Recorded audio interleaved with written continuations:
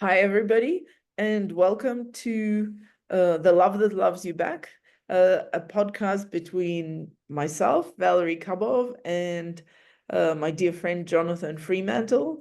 Uh, I'm an artistic miscreant, otherwise known as a self-described third-generation art professional, who's currently raising a fourth-generation art professional, uh, born in the depths of the Pale of Settlement in the former Soviet Union and partly raised in Australia, uh, lived and worked in London and Paris, and 15 years ago, by a quirk of fate, relocated to Zimbabwe, where I'm the co-founder of First Floor Gallery Harare, trying to figure out life, education, art, and predominantly love of art as life goes on.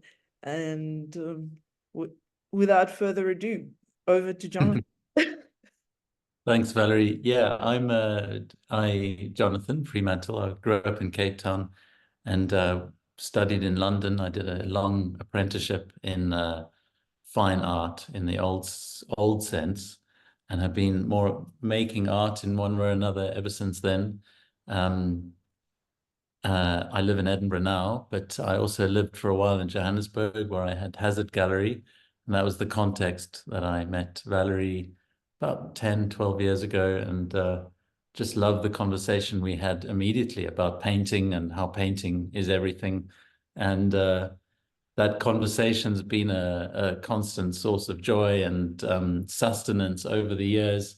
So it does make sense that we share the conversation, and look forward to where this goes. Yeah, no, I mean, and it usually goes anywhere and everywhere, but somehow we always come back to art, and Yeah, because it is the love that loves us back. Thank you very right. much for joining us, and we look forward to sharing the journey. Hello, everybody. Today we're talking about something fun. Francisco Goya, who has once been called, and I forget by whom, the last of the great masters and the first of the moderns. And I think that's actually a pretty fair assessment. Um, My relationship with Goya began when I was at high school, and I was at that point in my life where I felt like I wanted to add some faux depth to my character. So my dad's a big Goya buff, and so there was a lot of Goya in my life, whether it was stuff on the wall and books. And I had I discovered his etchings, the horrors of war. You know, these sort of powerful, scathing attacks on this fascist regime. And there was a painting I did, and I called it Noche quien nos destate, which is Will No One Set Us Free, which was lifted from this one Goya etching, and I felt really, really smart. But the story leads to something, because many, many years later, when I finally encountered the motherlode of Goyas at the Prado, um, I went there when it was 4 or 5 years ago, and the museum is imagine the museum is like a ship, and or maybe it's like Noah's Ark, and everything's in it. They've got everything, and I thought I was going to be, because I knew a lot of the work, I thought I would handle it, and within 10 minutes, I'd seen 5 El Grecos and I was already crying. So, and then there was a Rubens that made me cry, and there's about 4 million Titians, and about 4 million, but Titians are always there's a like lot right of up. them, but they're Yeah, all the good ones, and then you all the good ones. Yeah. go through Velázquez, whose work is powerful, but when you put them all together, you realize that he's humanity is the thing. So then I'm in this kind of incredibly raw emotional state, you know, and I've cried 3 times already, you know, like loving, to the point where like tour groups have walked past and were checking if I was all right. And then you come to Goya, and what you see in the upper floor, you know, picture this is like this giant ship, are all of his paintings of the Prince Philip and these kind of royals that he's depicted with this incredible lavish, lush brushwork, the armor's sparkling, the regalia is gorgeous, the horses look magnificent, and yet they all look like imbeciles, you know. So he's been able to clearly flatter these subjects, and yet at the same time tell this truth, which is a little bit like, how the hell did they not notice that they were being depicted in this way? And it's almost comical. You feel like he's pulled this historical trick. You know, he's pulled this masterstroke of bedazzlement, which allowed him to tell the truth. And you know, I was actually almost laughing as I was experiencing these works. It was just so exhilarating. And So the then, two group really figured out that you're totally nuts. yeah, no, I'm in euphoria now. And then you go downstairs, and that's where the black paintings are, and they're all there. And it's literally like, if you carry on with the metaphor of the ship, they're like the ballast which are holding the whole museum together. Without these paintings, it feels like this museum would topple over and fall and sink. And they sit there like these. Each painting is I couldn't speak, you know. It was very powerful. Each painting is looking at you directly in the eyes, while simultaneously looking into the worst, the darkest side of ourselves as humans. And it's looking at square, not flinching, not blinking. And you get locked into this kind of magnetic staring contest, you know, where this artist is able to look without flinching and paint what he sees. Um, and it's never left me, that experience of and as I left the museum, I was able to understand how he could do these paintings, which are on the upper floor. The way he pulled it off was that he was able to look without blinking at the worst of us. And it's probably the most powerful experience I've ever had with a single body of work and an artist. You know, I've had individual moments with like the Pieta and so on, but this is where you understand what an artist had done throughout his life and how he is able to say one thing and another thing and how they all work together. It completely blew me away. No, I mean he's an extraordinary person. I mean, I'll come back to my own early experiences with him because mine even predate yours. I see you Mm, and raise you, but I mean, it just makes me think. I think you pointed out the fact that he was able to, you know, his whole career was devoted to painting the royalty. That's how he's made his yeah. money, and what is really, I saw a really lovely show at Palazzo Real last year. Actually, it seems like ages ago. Uh, and called The Rebellion of Reason, and it was focusing on his smaller works, but it like biographically, starting with his early, very, very early paintings when he was an apprentice and at the age of like 14. And some of the texts were speaking about the fact that he had absolutely zero ambition, zero grand ambition as an artist to begin Right. with. He just wanted to be a workaday painter doing the thing, literally, this is, this is a job.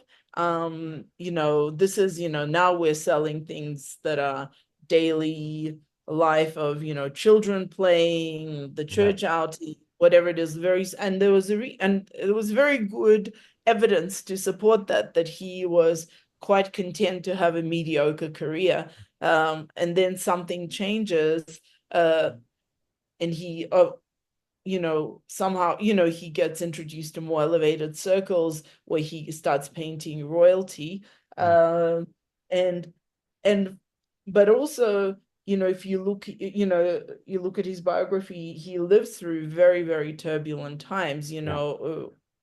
and maybe that is so in some ways he's forced into a critical position without having intended, Mm.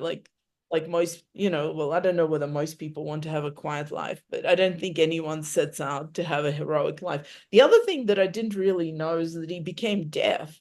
I think in 1793, he was at the age of about 40 or something like that. So at the time when he reaches the peak of his career as a court painter, when he's just before he's appointed as that he's already deaf, Yeah. which is also really interesting. So in a way, him seeing hypocrisy is because he doesn't need to hear it anymore. Mm. He's just responding to the vibe. He's really seeing, Yeah. used to. Beyond the kind of what's being presented into the truth. Yeah, it's the words don't matter anymore because I think you raised like a really interesting point that he's how did he get away with it? How did he like they all manifestly look like fools. They don't, because you look at the comparison between Las Meninas and his That's portrait it. of and you just kind of go, yeah, well, I don't know how they missed it. What kind of And also, you look at many of his there's portraits of people he clearly did like, and not like Velasquez, who, the kind of court jester and the dwarf and so on. These are portraits of other kind of counts and so on, important people. And some of those are absolutely magnificent and rendered in such a powerful way. And not stylistically different to these parody paintings, but the people in these parody paintings, these royals, as you say, they all look like they're somehow inbred. Yeah, well, they probably are, right? Even Yeah. at that early stage, it's But like the you'd beginning. expect some flattery, or some kind of what's his name? I think it was Philip. Apparently he did have a really bad set of features. But So this was the best. He knew that this is about as good as it gets. yeah, I mean, it could be, but also you see the kind of almost the sharp divide between his quarterly portraits, yeah. and in a way, he's the one artist who doesn't even get judged. We don't judge him for Mm, almost the self-indulgence and the opulence and the like total joy of life and mhm. satisfaction of those portraits. We don't see, I mean, I don't feel like, you don't get tempted because there's such an exquisite sense of life in them Yeah, that is also a reality that is as validly, present as everything that comes afterwards, right? Even though it's so drastically different. But you just but I think this is the moment, there is kind of a dividing line at which yeah, point he stops doing one thing and then he becomes the other. And I think in the sense that he's modernist, he did try to extricate himself from from from being a court painter isn't just from dependence on a master and to become an independent artist, which and then he did it in the worst possible way by painting the most unsellable things ever, right?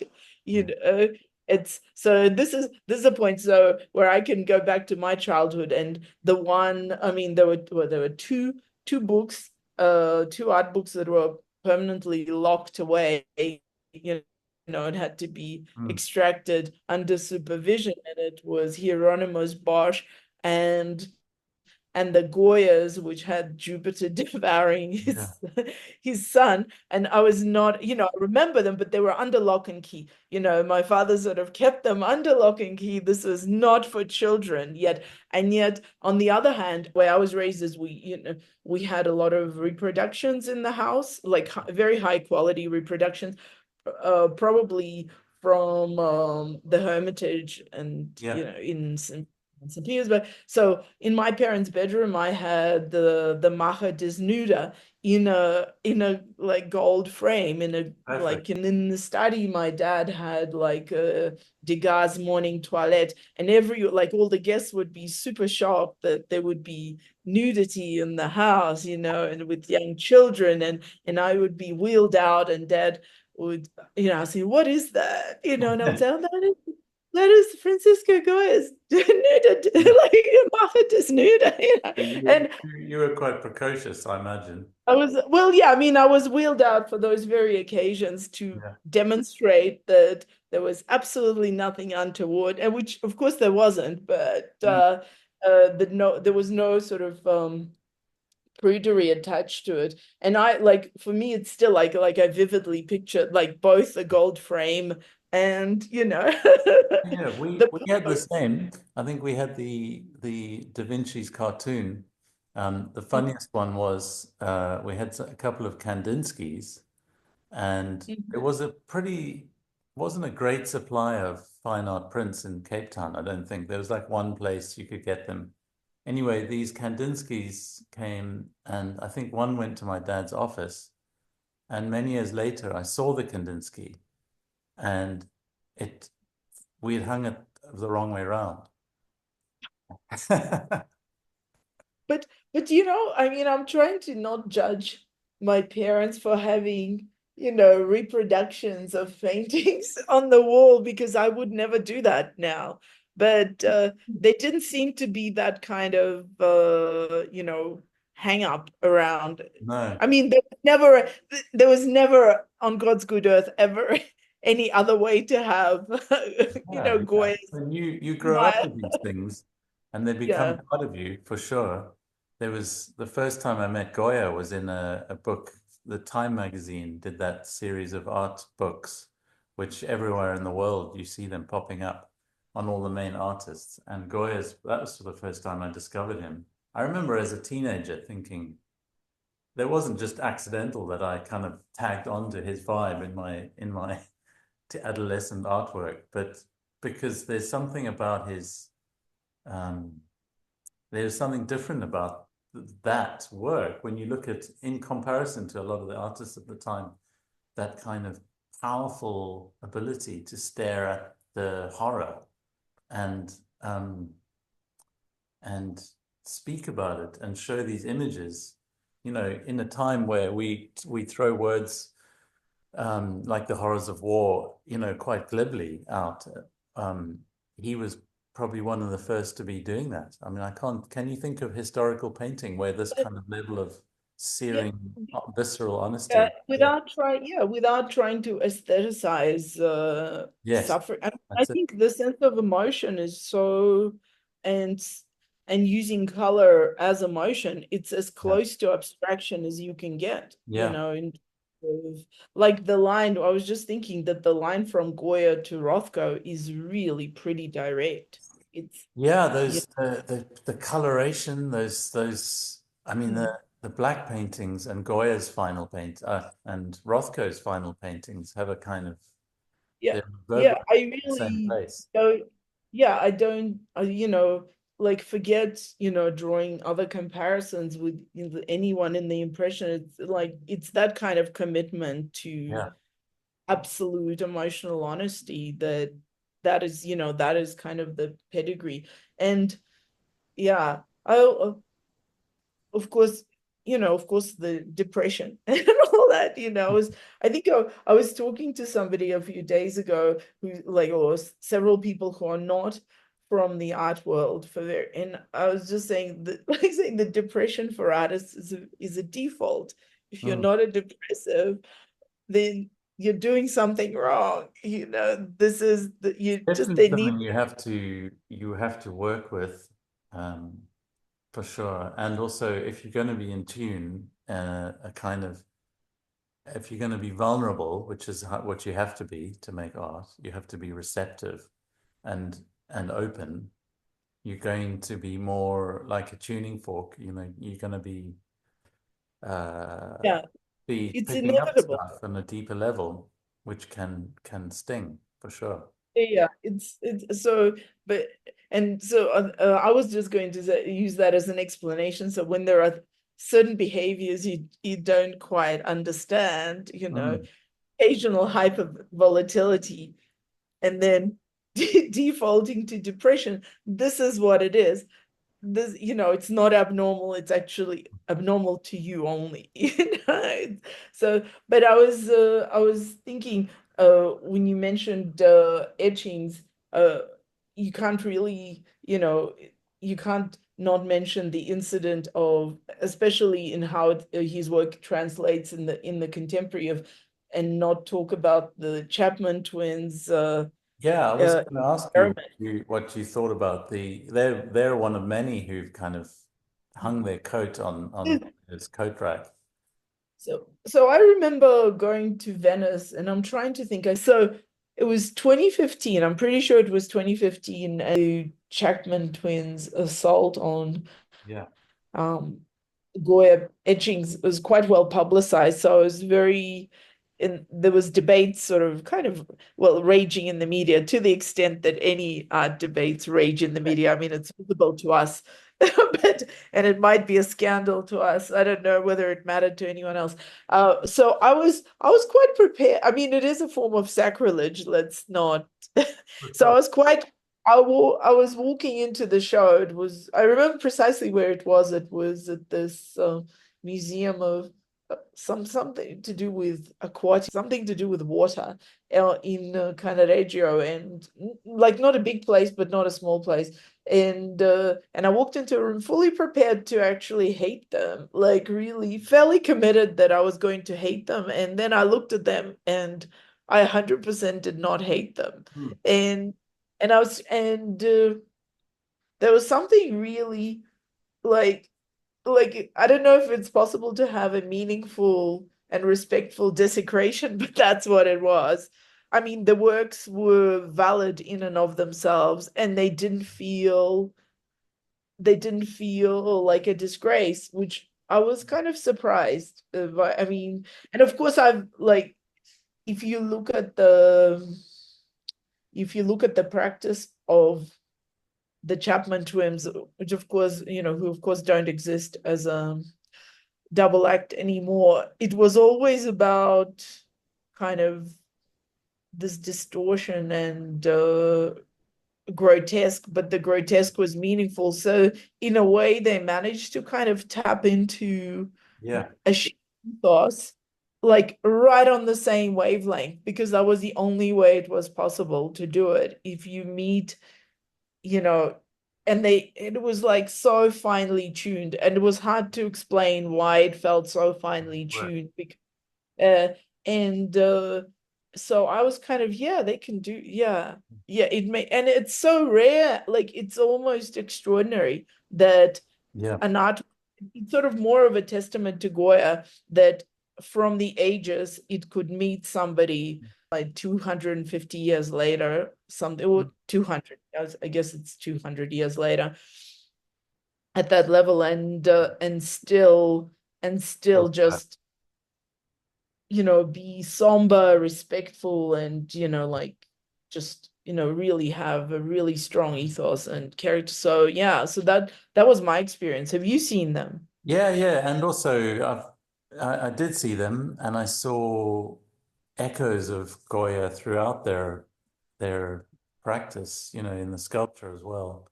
And subsequently, I think it's Jake Chapman I've seen on him talking about how big Goya is to them. It's clearly they deeply love his work, and so it's a kind of tribute in the style of Jake and Dinos Chapman, but it really, they pulled it off. I agree.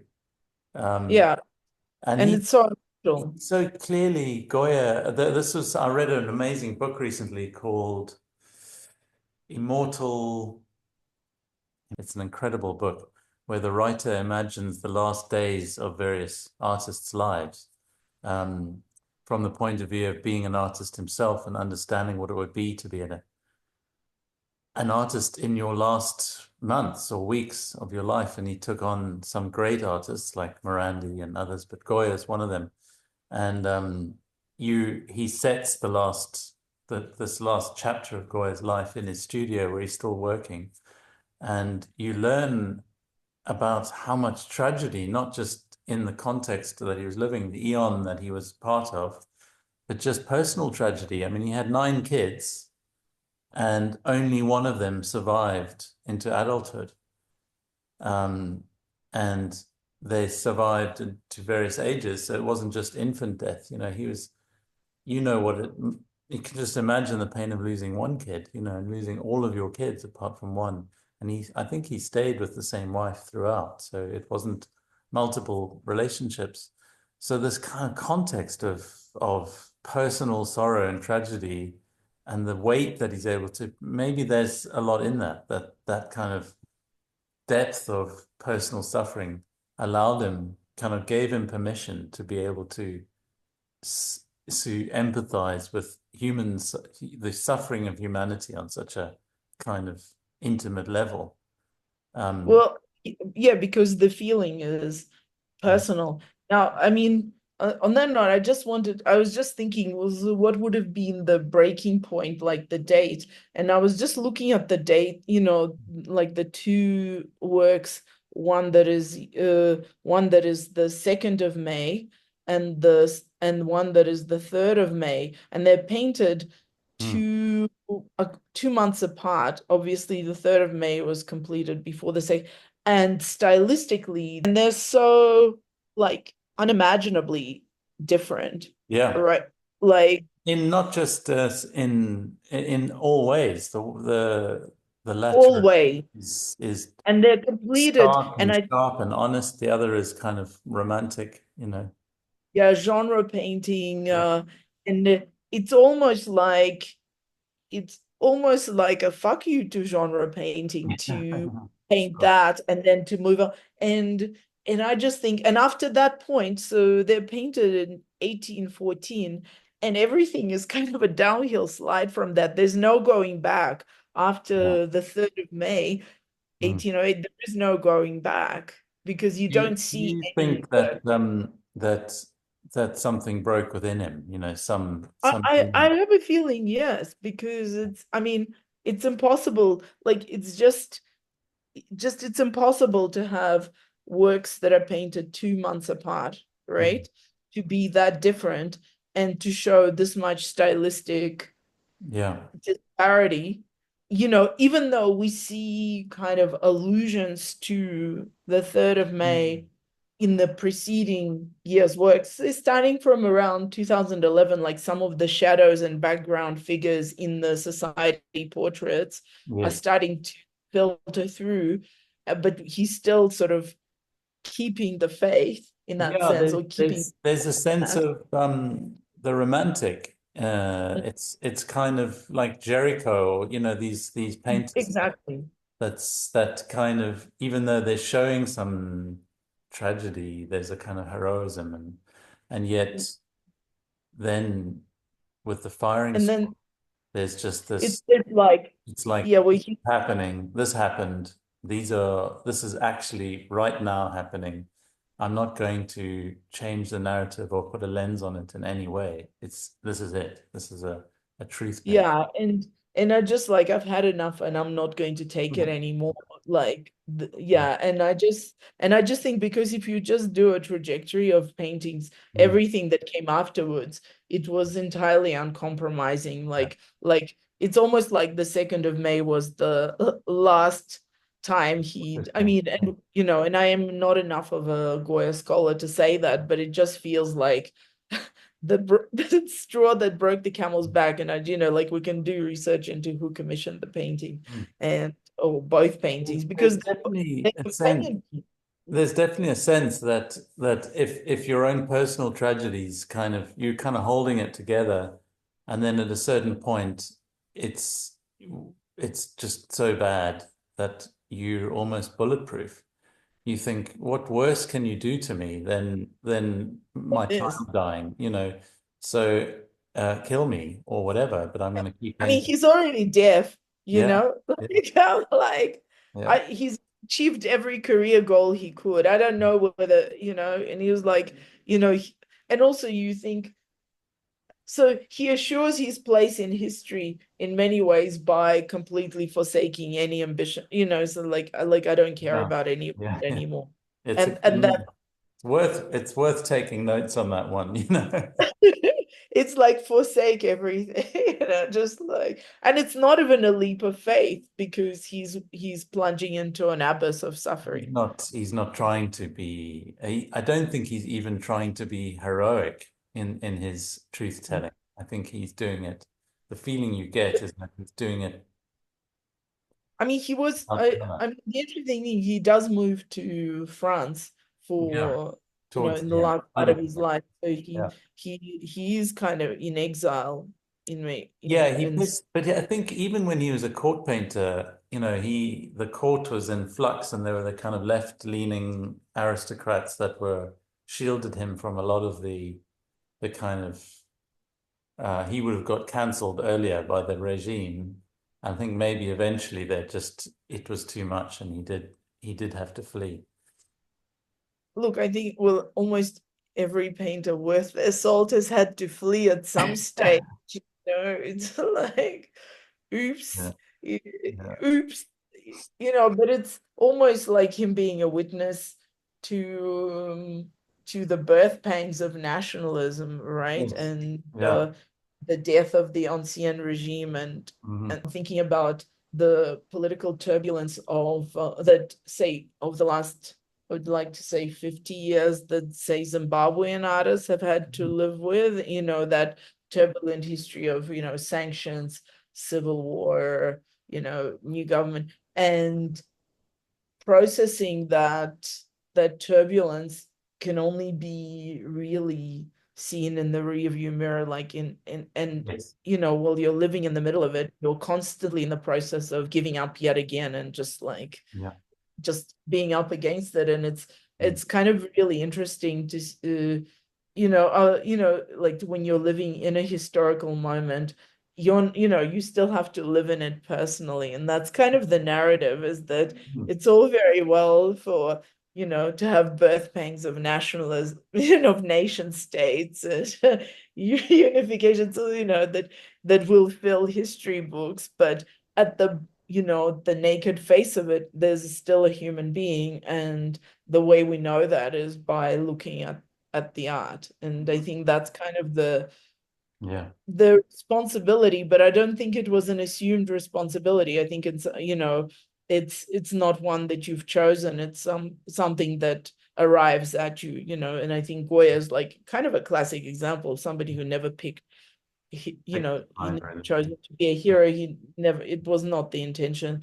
Mm. He decided to do a middle, like kind of a lower class middle, like lower middle class job. I think Yeah. that's what a painter is, in that era. And then it just kind of says, fuck it. There's so much in what you say there. I think the point that I'll take from it most is, um, if you're a sort of history painter standing in the middle of a historic moment, documenting it, how can you not be swayed in one way or another by the opinion that you have, and you're really just a reporter. Whereas if you're a painter who's a human, not a painter, you're a human who's having a deep experience and just in a way deflecting and telling the truth despite what's happening rather than trying to kind of illustrate the times, then the work becomes universal. We can access it in this present moment because it's still just as fresh. There's that shining kind of throb of truth in the work. Yeah. But I would say that maybe sometimes it becomes, when you are actually in the moment and your job is to document, Mm. right?